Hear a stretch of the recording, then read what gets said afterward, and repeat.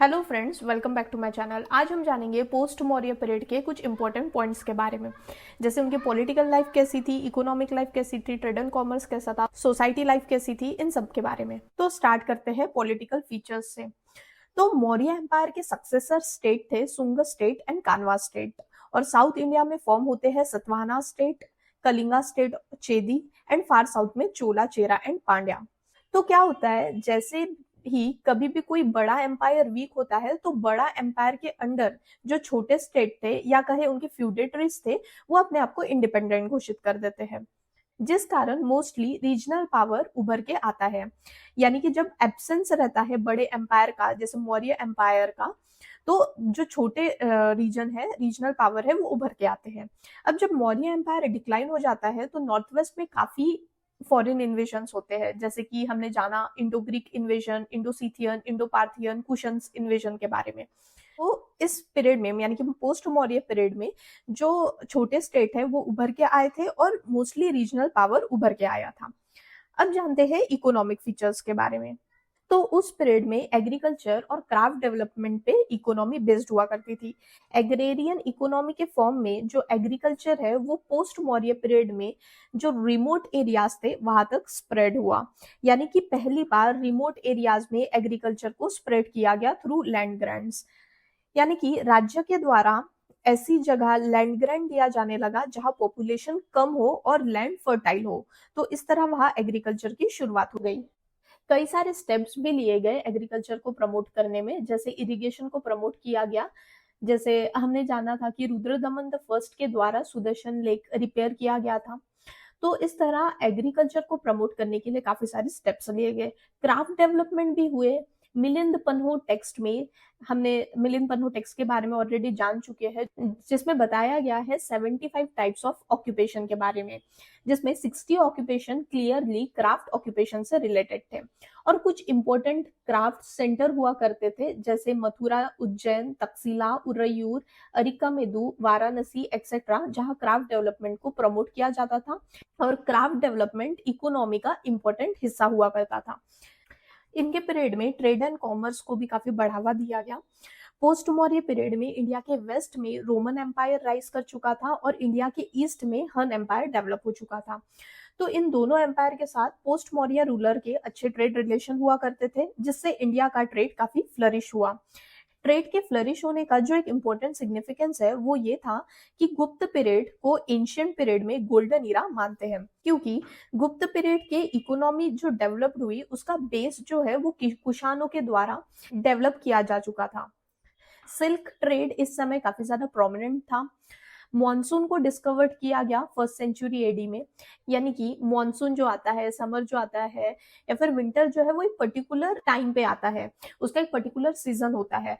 तो इसके पहले हमें मॉनसून का, समर का, विंटर का कुछ आइडिया नहीं था, बट फर्स्ट सेंचुरी एडी में मॉनसून को डिस्कवर्ड किया गया। अब हमें पता चल गया कि किस टाइम पीरियड में बारिश होंगे, जिस वजह से एग्रीकल्चर की जो प्रैक्टिस है वो और प्रॉपरली फॉलो की गई और मैरीटाइम ट्रेड को भी काफी जोर मिला। यानी कि हमें पता चल गया कि मॉनसून किस दिशा से आती है, तो उन हवाओं का सहारा लेकर अब ट्रेड भी किया जाने लगा। ताम्रलिप्ति, मुजारिस, अरिकामेदु, भरोच, ये उस समय के कुछ इंपॉर्टेंट पोर्ट सिटीज हुआ करते थे। और उत्तरपथ और दक्षिणपथ ये दोनों इंपॉर्टेंट लैंड रूट थे। यानी कि उत्तरापथ लैंड रूट से नॉर्थ साइड में ट्रेड किया गया और दक्षिणपथ लैंड रूट से दक्षिण यानी कि साउथ साइड में व्यापार किया गया। मर्चेंट्स और आर्टिसंस जो है उन्हें दो फॉर्म में, दो ग्रुप में ऑर्गेनाइज किया गया, निगम और श्रेणीज। और मनी इकोनॉमी का भी डेवलपमेंट हुआ, यानी कि पैसों का इस्तेमाल किया गया इकोनॉमिक एक्टिविटीज के लिए। तो इन सभी कारण की वजह से इस पीरियड में जो ट्रेड एंड कॉमर्स है वो काफी ज्यादा फ्लरिश्ड हुआ। तो इस तरह उस समय के जो रूलर्स थे उनकी इकोनॉमी को जोर देने में ट्रेड एंड कॉमर्स का काफी इंपॉर्टेंट रोल था। अब जानते हैं ऐसे कौन से इंपॉर्टेंट फैक्टर्स थे जो उस समय सोसाइटी को अफेक्ट कर रहे थे। तो जैसे हम जान चुके हैं कि मौर्य एम्पायर जब डिक्लाइन कर गया था, तब नॉर्थ इंडिया के नॉर्थ वेस्ट में काफी फॉरेन इन्वेशंस हुए, जैसे Indo Greek, Indo Scythians, Indo Parthians, Kushan ने इन्वेट किए इंडिया के नॉर्थ वेस्ट पार्ट में। बट जब वो इंडिया में आ गए, रहने लग गए कौन, फॉरेनर्स, तो उन्होंने खुद को पूरी तरीके से इंडियनाइज्ड कर लिया। जैसे कि वो बुद्धिज्म को उन्होंने प्रमोट किया और हिंदू देवताओं की जो तस्वीर है, इमेजेस है, उन्होंने अपने उनके कॉइन पर प्रिंट किए। तो इस तरह उनकी सभ्यता थी, उसमें इंडियन फीचर्स और इंडिया की सभ्यता में फॉरेन फीचर्स का एसिमिलेशन मिलता है, मेजरली इंडिया के नॉर्थ वेस्टर्न पार्ट में। और समय के साथ साथ वहाँ की जो ट्राइबल पॉपुलेशन थी, उन्होंने भी इन लोगों में अपने आप को इन्वॉल्व कर दिया। यानी कि इंडिया की ट्राइबल पॉपुलेशन जो है वो पीजेंट पॉपुलेशन में एब्जॉर्ब हो गई बिकॉज ऑफ लैंड ग्रैंड। इस समय चाइल्ड मैरिज को एनकरेज किया गया और वीडो मैरिज को बैन कर दिया गया। वुमेन को मैन के एक स्ट्रिक्ट कंट्रोल के अंडर रखा जाता था और वुमेन को बंद दरवाजों के पीछे रखा जाने लगा। फिर कुछ नए कास्ट की वजह से जो वर्ण सिस्टम है वो भी नए चैलेंजेस फेस कर रहा था। उस समय वैश्य कास्ट जो था वो काफी प्रॉस्परस था, पर ब्राह्मण और क्षत्रिय डोमिनेंस की वजह से वैश्य सोसाइटी में अपनी जगह हासिल नहीं कर पा रहे थे, यानी कि वर्ण चैलेंज फेस कर रहे थे। और शूद्र कास्ट में भी काफी ज्यादा गुस्सा था, क्योंकि उन्हें लगता था कि जो अपर कास्ट के लोग हैं उनका जरूरत से ज्यादा एक्सप्लॉयटेशन कर रहे हैं। अब जानते हैं उस समय रिलीजन कैसा था। तो उस समय भक्ति का जो कंसेप्ट है वो डेवलप्ड हुआ, यानी कि बुद्धिज्म जो था वो दो सेक्ट में डिवाइड किया गया, महायाना एंड हिनायना। ठीक इसी तरह ब्राह्मण रिलीजन में वैष्णविज्म एंड शैविज्म इवॉल्व हुआ। अवतारिज्म का जो कंसेप्ट है वो इवॉल्व हुआ, जो भक्ति के साथ एसोसिएट था, यानी कि भगवान के कई सारे अवतार बताए जाने लगे। यानी कि अवतारिज्म के वजह से ये एक ऐसा समय था जहां पर रिलीजियस हार्मनी एस्टेब्लिश्ड हुई। जैसे हमने जाना है कि हिंदुइज्म और बुद्धिज्म, या कहे हिंदुइज्म और जैनिज्म, ये दोनों एक दूसरे के एडवर्सरी नहीं बताए जाते। यानी कि जो हिंदुइज्म के फॉलोअर है या बुद्धिज्म या जैनिज्म के फॉलोअर है वो एक दूसरे को बहुत ही लिबरल पॉइंट ऑफ व्यू से देखते हैं, क्योंकि बहुत पहले से ही जो हिंदुइज्म था उसको बुद्धिज्म के साथ या फिर जैनिज्म के साथ जोड़ दिया गया था। मतलब जो हिंदुइज्म को प्रोपोगेट करने वाले लोग थे उन्होंने गौतम बुद्ध को विष्णु का नवा अवतार बताया है, और जैनिज्म में जो पहले तीर्थंकर थे उन्हें स्वयं विष्णु बताया गया है। तो इस तरह अवतारिज्म की वजह से जो रिलीजियस हार्मनी है वो एस्टैब्लिश्ड हो गई और कई सारे नॉन आर्यन डाइटीज की भी पूजा होने लगी, जैसे कि ट्री को वर्शिप करने लगे, एनिमल की वर्शिप होने लगी, स्नेक की वर्शिप होने लगी, शिव भगवान को पूजते थे, मदर गॉडेस की वर्शिप होने लगी, गणेश की वर्शिप होने लगी। अब जानते हैं आर्ट एंड आर्किटेक्चर के बारे में। तो इस दौरान काफी सारे स्तूप कंस्ट्रक्ट किए गए, जैसे कि स्तूपा ऑफ साची भरूच, अमरावती एंड नगार्जुनकोंडा, और कलिंगा के चेडी डिनास्टी के अंडर में केव टेम्पल्स भी बिल्ड किए गए, जैसे Khandagiri, Udayagiri etcetera. Post Maurya period के दौरान तीन डिस्टिंक्ट स्कूल ऑफ आर्ट काफी ज्यादा फ्लरिश्ड हुए। Gandhara school in the north west India, Amaravati school in Andhra and Mathura school in the Ganges valley. तो सबसे पहले Gandhara school of art. Gandhara school of art का जो रीजन है वो एक्सटेंड हुआ from Punjab to the border of Afghanistan, और ये एक काफी इंपॉर्टेंट सेंटर रहा महायाना बुद्धिज्म का 5th सेंचुरी एडी तक। इस आर्ट में, इस स्कूल ऑफ आर्ट में सारे काइंड्स ऑफ फॉरेन इन्फ्लुएंस हमें दिखते हैं, जैसे कि पर्सियन, ग्रीक, रोमन, सर्क एंड कुशान। इन सारे फॉरेन इन्फ्लुएंस हमें इस आर्ट में देखने को मिलते हैं। और ये जो गंधारा स्कूल है उसे दो स्टेजेस में फ्लरिश्ड किया गया है, फ्रॉम 50 BC टू 500 AD। तो जो पहला स्कूल ऑफ आर्ट है उसमें ब्लूइश ग्रे सैंडस्टोन का यूज किया गया, जबकि बाद में लेटर स्कूल में मर्ड एंड स्टूको का यूज किया गया स्कल्पचर बनाने के लिए, स्टूको यानी कि लाइम प्लास्टर। और इस स्कूल ऑफ आर्ट में जो बुद्ध की, बोधिसत्व की इमेज है वो बेस्ड है ग्रीको रोमन पैंथियन पर, और जो ग्रीक के भगवान थे अपोलो, उनके इमेज के आर्ट पर बेस्ड बनाई गई है इमेज ऑफ बुद्ध और बोधिसत्व। जो ओरिजिन है इन ग्रीक रूलर्स का वो ट्रेस किया जाता है from Bactria and north west India से, और कनिष्क रूलर के रियान के समय में गंधारा स्कूल ऑफ आर्ट को काफी पेट्रोनेज भी दिया गया। ग्रीको स्कूल ऑफ आर्ट को Greco Buddhist school of art भी कहा जाता है, क्योंकि मेनली जो सब्जेक्ट रहा इस आर्ट फॉर्म का वो था बुद्धिज्म। तो ग्रीक इन्वेडर्स द्वारा जो ट्रेडिशन लाया गया था ग्रीक एंड रोमन स्कल्पचर का, उसका प्रभाव इंडिया के रीजन के लोकल ट्रेडिशन पर भी पड़ा। मतलब कह सकते हैं कि वो एक तरह से मिक्स हो गया ट्रेडिशन। इसीलिए गंधार स्कूल को Greco Indian school of art भी कहा जाता है। मतलब Gandhara artist had a hand of a Greek but the heart of an Indian. इसका मतलब हुआ कि गंधारा स्कूल ऑफ आर्ट में जो भी आर्ट फॉर्म है वो भले ही ग्रीक आर्टिस्ट के हाथों द्वारा बनाया गया, बट ऐसा कहा गया है उनका दिल इंडियन था। और यहाँ के जो मोस्ट कैरेक्टरिस्टिक ट्रेट है उसमें लॉर्ड बुद्धा को स्टैंडिंग या सिटिंग पोजीशन में दिखाया गया है उनके आर्किटेक्चर में। और जो सीटेड बुद्धा है उनको हमेशा क्रॉस्ड लेग में शो किया गया है, जो कि एक ट्रेडिशनल इंडियन वे है बैठने का। टिपिकल फीचर में rich carving, elaborate ornamentation and complex symbolism है। और tallest rock cut statue of lord Buddha जो है बमियान अफगानिस्तान में है, जिसे 3rd to 4th century AD में बनाया गया था। तो उसे कुछ समय पहले अटैक किया गया था तालिबान के द्वारा, और उसके रिकंस्ट्रक्शन में काफी सारी जो ग्लोबल एजेंसीज है वो वर्क कर रही है। तो स्क्रीन पर दिए पिक से हम जान सकते हैं जो ग्रीक भगवान है अपोलो और गौतम बुद्ध की जो आर्ट बनाई गई है, मूर्ति बनाई गई है, उसमें काफी ज्यादा सिमिलरिटीज है।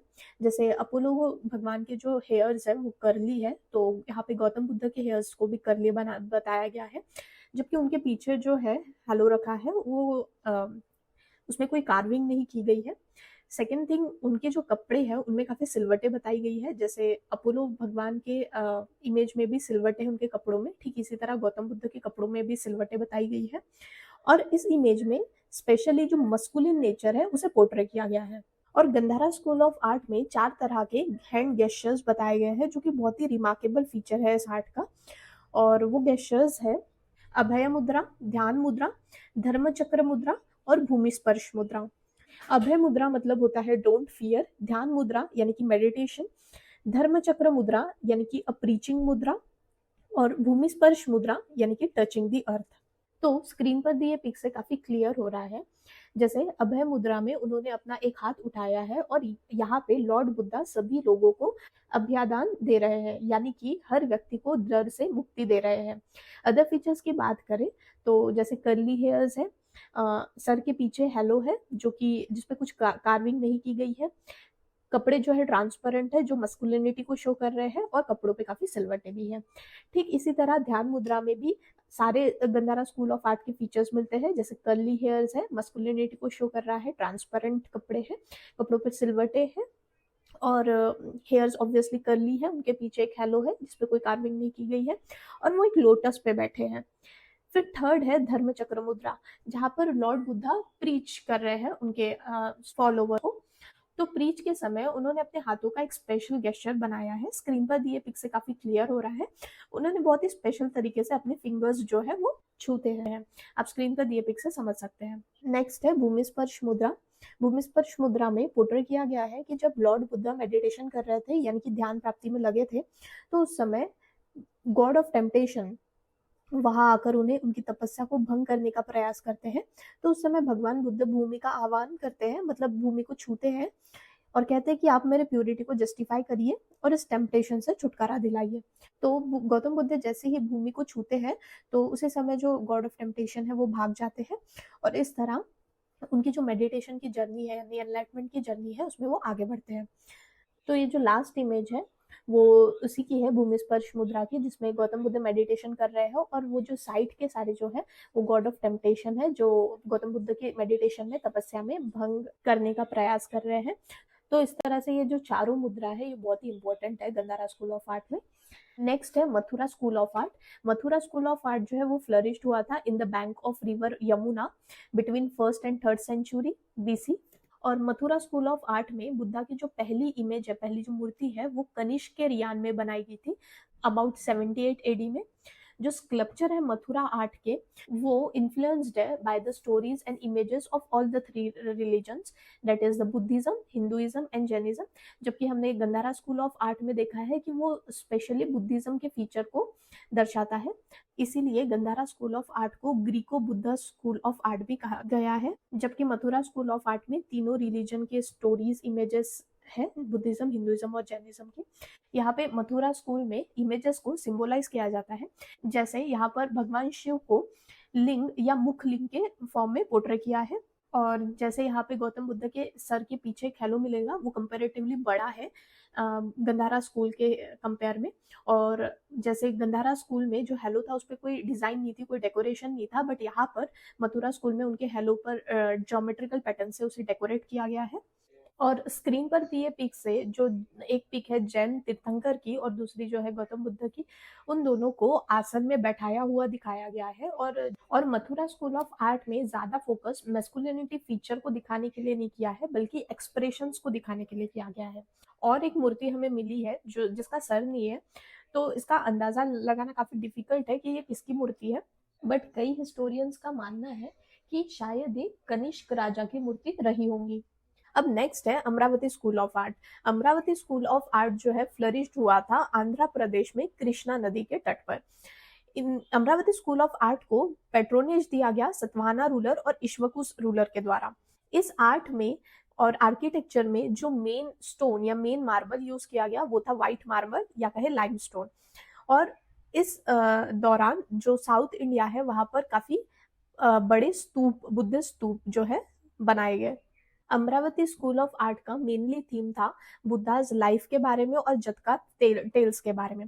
जटका टेल्स यानी कि बुद्ध के प्रीवियस बर्थ की कहानी इसमें बताई गई है जटका टेल्स में। और यहाँ पे बुद्ध को कर्ली हेयर्स में रिप्रेजेंट किया गया है और कहा जाता है कि वो जो कर्ली हेयर्स का जो फीचर है वो इन्फ्लुएंस है ग्रीक आर्टिस्ट से। इसमें जो स्कल्पचरल कंपोजिशन है बहुत ही कॉम्प्लेक्स है और इस पे ज्यादा फोकस्ड किया गया है इमोशंस पे। और बॉडीज को जो है वो 3 बैंड्स में दिखाया गया है, 3 बैंड्स यानी कि त्रिभंग पोजीशन में। तो त्रिभंग क्या है आप स्क्रीन पर दिए पिक्सल समझ सकते हैं। और इस स्कूल में statues of Kings, princess and palaces जो है उन्हें प्रोमिनेंस मिला। तो इस तरह हमने तीनों स्कूल ऑफ आर्ट कवर कर लिए। सो आज के लिए इतना ही। इसके आगे का टॉपिक गुप्ता पीरियड हम स्टार्ट करेंगे हमारे नेक्स्ट वीडियो से। आई होप आपको मेरा आज का वीडियो अच्छा लगा होगा। अगर आपको मेरा ये वीडियो अच्छा लगा सो प्लीज मेरे चैनल को सब्सक्राइब करिए, बेल आइकन को जरूर प्रेस करिए, वीडियो को लाइक एंड शेयर जरूर करिए। Thank you so much for your time. Bye bye.